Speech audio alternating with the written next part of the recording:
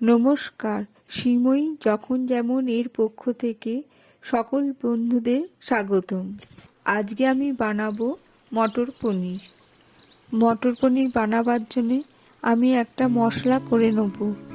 এর জন্যে আমি কাজু বাদাম, চিনে বাদাম আর মগজদানা এবং 2টো লঙ্কা নিয়ে নিয়েছি।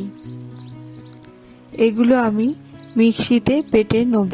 গ্যাসে আমি কড়াই বসিয়ে 3 চামচ মতো সাদা তেল ও 1 চামচ মতো বাটার দিলাম। এখানে আমি 200 গ্রামের মতো পনির ছোট ছোট টুকরো করে কেটে নিয়েছি। এবার বাটার গলে গেলে পনিরের টুকরোগুলো দিয়ে আমি ভেজে নেব। প্রথমে আমি অর্ধেক পনির দিয়ে দিলাম। এগুলো হালকা ভেজে নেব।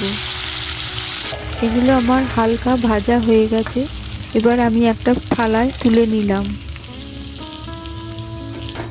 বাকি পনিরগুলো দিয়ে ভেজে নেব। 2-3 মিনিট মতো ভেজে তুলে নিলাম। সব পনির আমার ভাজা হয়ে গেছে। একটা বাটিতে সামান্য জল দিয়ে এবার 200 গ্রামের মতো মটর দিয়ে দিলাম। সামান্য একটু নুন দিয়ে দিলাম। 4 মিনিট মতো মটরগুলো ফুটিয়ে নিলাম। একটা বাটিতে সামান্য কুসুম গরম জল নিয়ে একটু নুন দিয়ে দিলাম। এবার নুনটা ভালোভাবে গুলে নিলাম। এবার ভাজা পনিরগুলো এই জলেতে দিয়ে দিলাম। এই নুন জলে পনিরগুলো ভেজানোর ফলে পনিরগুলো খুবই নরম হবে। আবার কড়ায় 3 চামচ মতো তেল দিলাম। তারপর জিরে ফোড়ন দিলাম। এবার গোটা গরম মশলা দিয়ে দিলাম ফোড়নে। তেজপাতা আর শুকনো লঙ্কা দিলাম। ফোড়ন থেকে যখন সুন্দর বাস বেরোচ্ছে তখন আমি ছোট আধ বাটি মতো টমেটো বাটা তেলে দিয়ে দিলাম। টমেটোর পেস্টটি 1 মিনিট মতো নাড়াচাড়া করে নিলাম। 1 চামচ মতো আদা বাটা দিলাম। মশলার পেস্টটা দিয়ে দিলাম। এবার মশলার পেস্টটি ভালোভাবে নাড়াচাড়া করে নিলাম। তারপর মশলার বাটিটি ধুয়ে সেই জলটা দিয়ে দিলাম। মশলাটা 1-1.5 মিনিট মতো ভালোভাবে নাড়াচাড়া করে নিলাম। তারপর 8 চামচে নুন, 8 চামচে হলুদ, 8 চামচে জিরে গুঁড়ো, 8 চামচে ধনে গুঁড়ো ভালোভাবে মশলাগুলো আবার নাড়াচাড়া করে নিলাম। 8 চামচে কাশ্মীরি লঙ্কার গুঁড়ো দিলাম।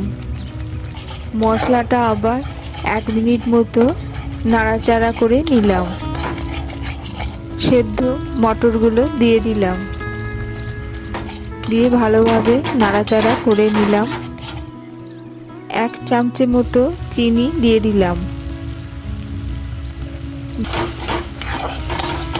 পরিমাণ মতো জল দিয়ে দিলাম। নুন জলে ভেজানো পনিরগুলো সব দিয়ে দিলাম। দিয়ে ভালোভাবে নাড়াচাড়া করে নিলাম।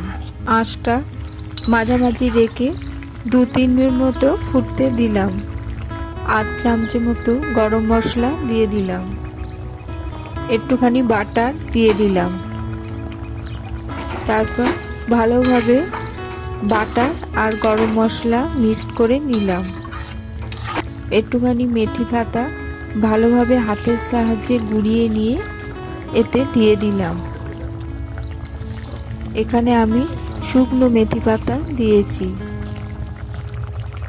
এবার মটর পনির সাথে মেথি পাতাটা ভালোভাবে মিক্সড করে দিলাম। 1 মিনিট মতো ফুটতে দিলাম।